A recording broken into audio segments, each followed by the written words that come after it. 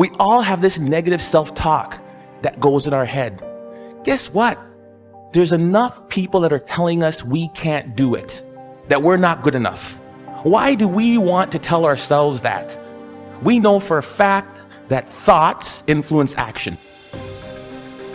It is time to be more selfish, where it's all about you and taking care of you. If you want to live your dream, you will have to fight for it. You will have to fight the greatest battles of your life.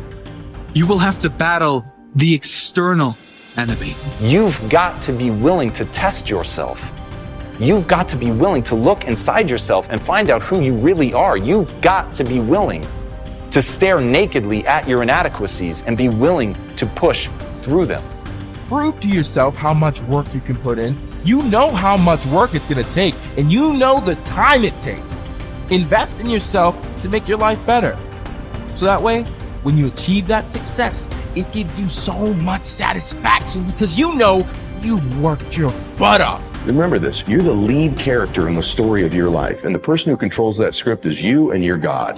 And at any point, you can decide to step into a new chapter. You can step in to be a whole new leading character. I'm going to discover the opportunity for me to grow and for me to get better. I'm telling you, I've already made up my mind that I know I will fall down. I know that I will stumble, but I already see myself getting back up. Therefore, I'm never down. I'm either up or getting back up. I'm going to learn. Greatest challenge and the greatest obstacle any human will face is their own doubts, their own fears, and their own conditioned thoughts. You got to love yourself. It's about self-love. Start understanding that if you're going to do something with your life, you got to fall in love with yourself again. You owe it to yourself to see how far you can go in life. You owe it to yourself to earn the kind of money you want to earn. You owe it to yourself to be the kind of person you want to be, to feel the energy you want to feel, to have the body you want to have from doing the work you know you are capable of doing. You owe it to yourself to feel the pride of knowing you made your life. You didn't get lucky. You worked for it. You sacrificed. When it was hard, you pushed harder. Because you were born to be a beacon of light. You were born to overcome any fear or any fright. You were born to have next level vision and not just sight. You were born with the heart, will, and passion to never give up and fight and fight and fight. The greatest achievements in the world defy logic. They are born from belief.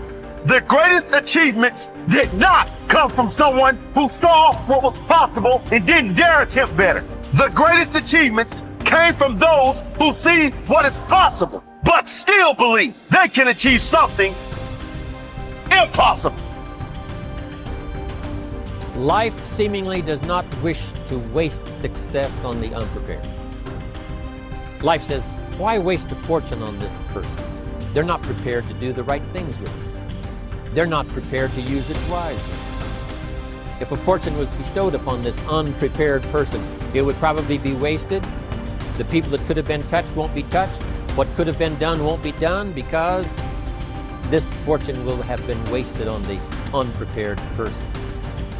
So not only look for fortune, not only look for the promise, but prepare yourself and ask of yourself, what can I do to make myself ready? Because remember, life was designed not to give us what we want, not to give us what we need, but life was designed to give us what we deserve.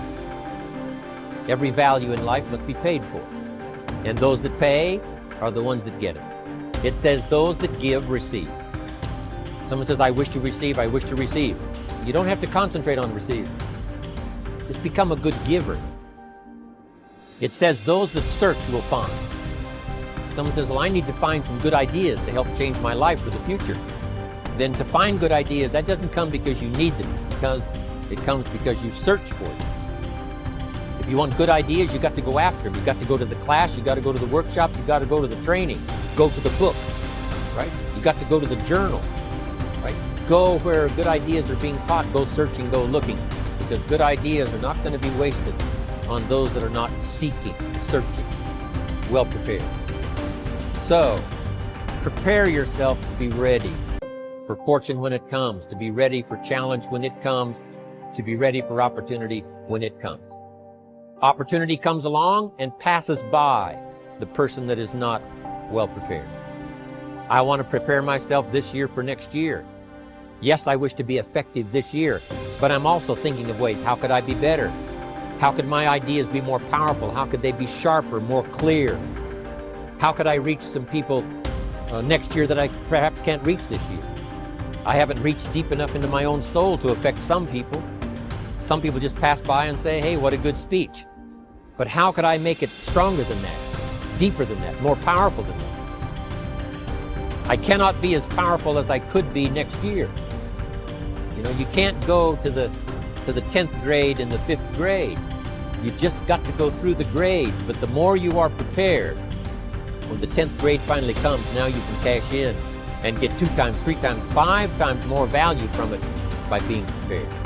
There is no problem you cannot solve, no obstacle you cannot overcome, and no goal that you cannot achieve by tapping into your creative mind, exactly as it is today. You have far more intelligence and mental potential right now than you could ever use, even if you lived 100 years. Just because you have not accessed all of your mental powers up until now does not mean that you cannot begin using them from this day forward.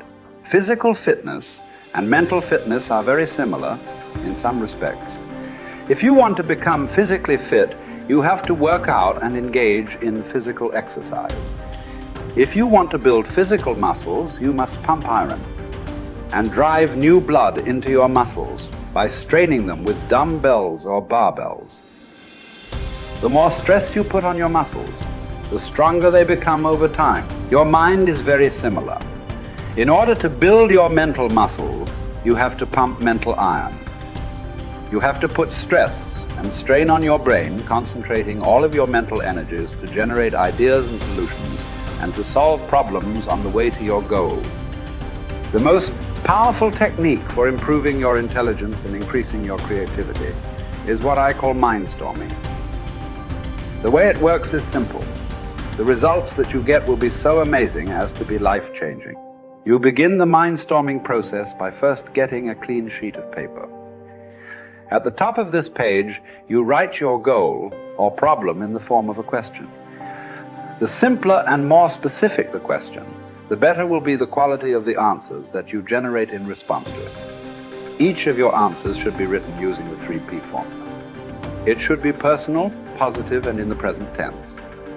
In other words, your answers should be written as affirmations or instructions from your conscious mind to your subconscious mind. Often, you will write down answers on this sheet and promptly forget them. Then sometime later, as a result of superconscious functioning, you will attract into your life an opportunity to put one of your answers into action. Once you have written your question at the top of the page, you then discipline yourself to generate at least 20 answers to that question. You can write down more than 20 answers to the question, but it is essential in this exercise that you set a goal for a minimum of 20. Your first 3 to 5 answers will be easy. You will quickly come up with answers like work harder, start earlier, and stay later. Work on higher value tasks. Once you have made a list of what you have to do, organized your goals, determined the highest and most valuable priority, then pick the most important thing and begin working on it and stay with it until it's finished. Now people say, well, if I stay with this task until it's finished, I won't get anything else done. That doesn't matter. If it's the most valuable thing that you have to do, it's the most important thing that you could be working on. Now it's a wonderful thing. When you concentrate and work intensely on an important task, it gives you a feeling of energy and enthusiasm. When you complete an important task, your self-esteem goes up. You feel like a winner. You feel great about yourself. But if you work away on low priority tasks, even if you complete them and do them well, you don't get any bang for the buck. You don't get any excitement or thrill from doing something that's not important.